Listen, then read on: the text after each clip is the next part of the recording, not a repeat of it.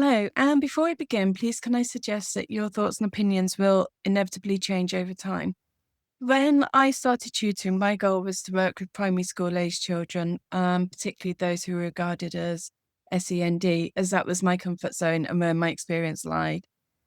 I had theoretical knowledge about working with secondary school children, but my practical hands on knowledge and confidence lay very much with the younger children and those of SEND in particular. However, a couple of years into tutoring, a friend, my ex-husband, got in touch and she'd heard through the village grapevine that I was tutoring and asked if I would be able to help her daughter with her GCSE maths. And I'm very much people pleaser. So my brain screams inside my head that I've got to say, no, no, no, don't just say no. However, very often the mouth refuses to cooperate. And I said, yes. I stated that it'd been a long, long time since I'd done my GCSEs and my knowledge was probably a bit sketchy, but we could give it a go. And at any stage, if they wanted to quit, then no offense would be taken. And every week I would spend hours relearning the content and creating how to solve sheets so that to take with me, in part for my benefit and then partly for hers. But when it came to the exam, she passed, and her mum was close friends with the village lollipop lady. And I soon ended up supporting her daughter with her GCSE maths as well. And from there, the business just snowballed. The lady told everyone how her daughter's confidence had improved and how her friend's daughter had passed with my help. And the number of GCSE students I was supporting skyrocketed. These days, I actually work with very few primary school children. It's the GCSE students where my heart lies. But if you had suggested that when I first started out, I probably would have broken down in hysterics. So why does specialising matter more than you would think? When we first walk into the world of tutoring, it's very easy to think that we can support anybody that's studying a certain subject. In fact, I remember a friend saying to me not long after I started out that really knowing the subject content was irrelevant. You could actually support anyone with any subject. And I think I would have to dispute this, in part because the amount of work that you would create for yourself, the resources you would need to support a reception child with a subject would be vastly different to that of an A-level student. Then we might also need to consider there are numerous different learning styles that we'd need to take into consideration. A girl I was working with recently suggested that children probably perform better if classes in school were segregated according to learning style rather than a perceived ability. She felt that there would be more high-achieving children if classes were split that way, and I think she probably had a point. So being known as the go-to person for a certain type of learner or subject can mean higher rates and easier word-of-mouth recommendations. A scenario that is commonly used is to demonstrate the power of specialising is if you're looking for a brain surgeon, you would probably go for a specialist rather than a GP. And although it's an extreme example, I think it highlights the point. So understanding your strengths and passions. What lights you up? I mean, is it explaining tricky maths in a fun way, helping reluctant readers find their confidence, or supporting teens with exam techniques? One of the first girls I ever went to was struggling to keep up in class. She had ADHD and found it really hard to concentrate in a group setting. As a result, she was falling further and further behind her peers. So when I started working with her, what we would do is we played a lot of games, some were board games, but some would involve spreading the answers out across the room. And then I would ask her a question and she would have to go and find the relevant answer. And there was a lot more physical interaction. And fairly rapidly, her knowledge and her confidence started to soar and she started to hold her own in her class again. And at that point, her mum asked if we could do some proper maths now. So your style may not suit everyone. I stopped working with that family soon after and they signed up to work with a large franchise where the learning is done by rote. And to be honest, I'm not sure how she got on. But as one door closes, as corny as it sounds, another one does genuinely open. And again, back in the early days, one of the lads I went to, it was only meant to be for the summer holidays because they lived a good 45 minutes away from where I was living, and I was only charging £10 an hour at the time. This is going back a fair few years. The first week I turned up, the mum invited me in, and the lad, who is about 5 years old, sat at the table, head down, looking. like he wanted to cry. I introduced myself, showed him the games I had with me, and the mum had mentioned that he likes cars and maps and things. So I'd created this game where you moved around the board, but the board was set out like a street. And as you went through different parts of the street, kind of like zebra crossings, roundabouts, etc., you would answer different questions. And by the end of the first lesson, he looked so proud of the stickers that he had earned. And then when I arrived the following week, he was at the front door with his mum, though he was sheepishly stood behind her. And then by week 3, he was sitting on the doorstep waiting for me. And this creative learning is what inspires me. I enjoy thinking about what we can do to make it more enjoyable. I have another tutor who works with me. When I first met him, he seemed fantastic. Then after I offered him the job, he said, I have a way of tutoring and I don't intend to change it. My mind is going, okay, let's see how this works then. But actually, he is incredible. He's a retired British Airways engineer and he has the ability to make anything relatable. He breaks down the most complex of ideas into really small, relatable chunks. And then once you've grasped that initial bit, he starts to build on it. And then once you've got it, he can points out how capable you are. And it's what lights him up.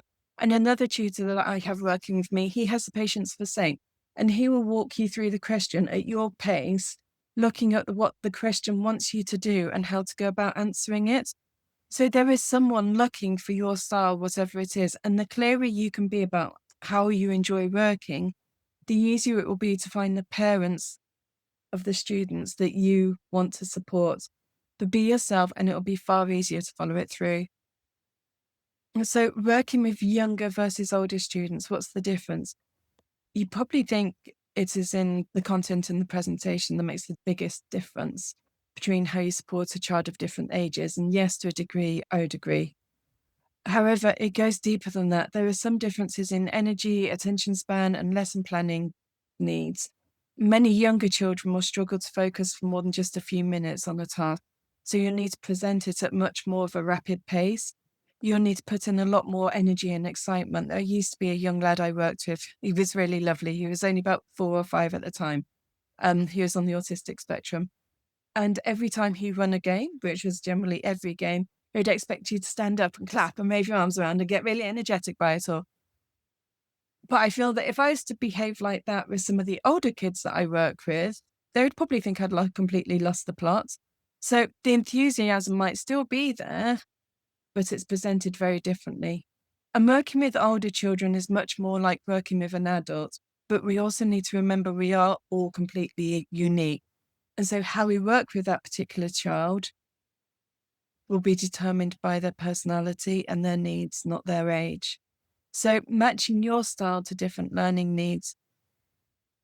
As inferred in the previous paragraph, you need to be able to adapt your teaching style to the learning needs of the individual you'll be working with. You almost need to present like a chameleon, constantly adapting to the environment in which you find yourself. A few years back, a lady got in touch with me. Her CV was phenomenal. She had travelled the world teaching English as a second language, and for a period of time, she had been employed as a head teacher. She was lovely. She was a warm, down-to-earth, genuine sort of person. When a tutor goes to a family for the first time, I always follow up with them to make sure that everything has gone, so that I can give the tutor the kind of positive feedback, because I'm sure it's something that motivates us all. So I contacted the first family and their response was, she's lovely, but I don't think we'll be continuing. Yeah, oh, okay, sorry about that. Anything I can do to help, please do give me a shout. I contacted the second family and they gave me exactly the same response. Oh, okay, I hadn't expected that. The third family were on the phone before I had a chance to call them. What they had expected was one-to-one tailored supports. They had not expected someone to just come in and start teaching without knowing anything about their child. This is not what they were looking for, and annoyance continued. I apologised profusely and took over from the previous lady, but it was apparent that that lady had spent so long teaching in a classroom situation that she had lost the ability to adapt to one-to-one support. Another conversation that I had with someone that concerned me was when he acknowledged that surely the teacher is doing a great job if 97% of the class got it. And on some level, I agree. However, our goal as tutors is to adapt and support the 3% who are left floundering and don't get it. So if you always remember that as a tutor, you are privileged to work in small groups or one-to-one, we have the ability to take our time on every child and their learning style and ensure that we're making sense in our explanation. If we aren't, we have to acknowledge that and we need to try again, find another way, and not expect the child to adapt to us. So, balancing employment and with market demand, there's very much a sense when you're building whatever business, if you find something you enjoy, you'll never work another day in your life. There's someone out there for everyone. And that, to an extent, I have agreed. However, to get started, life will be easier if you can find people to vouch for you, to hold their hands up and say, yep, I recommend this person. However, if your goal is to support ancient Greek to preschool children in your home in the middle of the North Yorkshire Moors, your potential market is that tiny that you're going to be quite restricted. So, okay, I've exaggerated this point, bring it home, but you'll hopefully see it. Some subjects like maths, English, science are popular through most age groups. Others are much more niche. So you might have to be a little bit more adaptable to the age group and your method of presenting the lesson in order to get you started. It might find time to find the sweet spot between what you love teaching and what parents are actively searching for. Sometimes you'll be asked to teach outside your comfort zone. There are times when you want to stick by what you love and reject the opportunity to support a different subject. I've always said no to tutoring science. I don't know enough about it. In recent years, I've had a couple of medical university students working with me, a trainee doctor and a medical student. And so if anyone does get in touch about science, I can now pass the work on to them. But for me, I'm not interested. I know there is more than enough work within my comfort zone to provide me with the income that I need from tutoring and to grow the business. So how to test the waters before you commit? If you're not sure who or what to start with, can I suggest you carry out a couple of trial sessions with different ages or topics before branding yourself? You'll find that some ages, some subjects will fit more comfortably with you than others. I still try to avoid working with higher GCSE math students because I don't feel I have enough to offer, that their knowledge is possibly better than mine. I can work it out with you, but I may not be able to explain it to you right away. I've only learned what my comfort zone is through experience. It's through working with those GCSE students who, for me, getting a pass will change their life forever. That's my comfort zone. That's my dream. So specialising without closing doors too soon. It is fine to start with, for example, supporting secondary school maths and slowly refining it over time to GCSE maths, a specific syllabus, a specific learning style, etc. And like I mentioned initially, you may start off by going down one path, but experience takes you to another one. I think many of us get into tutoring because we want to be creative with how we present our lessons. But after a year or two, you may find that once again, you're just going through the motions. And this might be the time that you realize that you want to broaden what you offer or deviate slightly so that you're walking through new territory. And once again, push yourself to do things differently.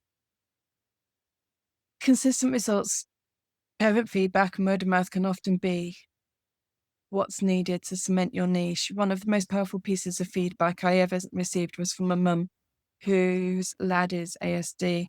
And I've removed his name, but the rest of the email remains the same. It says, "Hi, Dawn. I wanted to say a huge, ginormous thank you to you for everything you've done for F. You have helped him so much in his maths and English, but for him it's more than that. Before starting with you, he was in a really bad place. He felt education wasn't for him and had no hope of passing at anything or achieving anything. But by teaching him maths in a way he understood, he started to believe that he wasn't totally stupid and maybe he could pass. And then that spiraled as he got better at maths.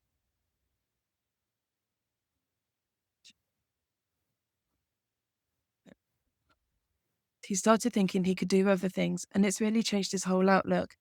I never thought I'd be sitting here with him discussing A-levels, let alone considering going to college after sixth form to studying computing.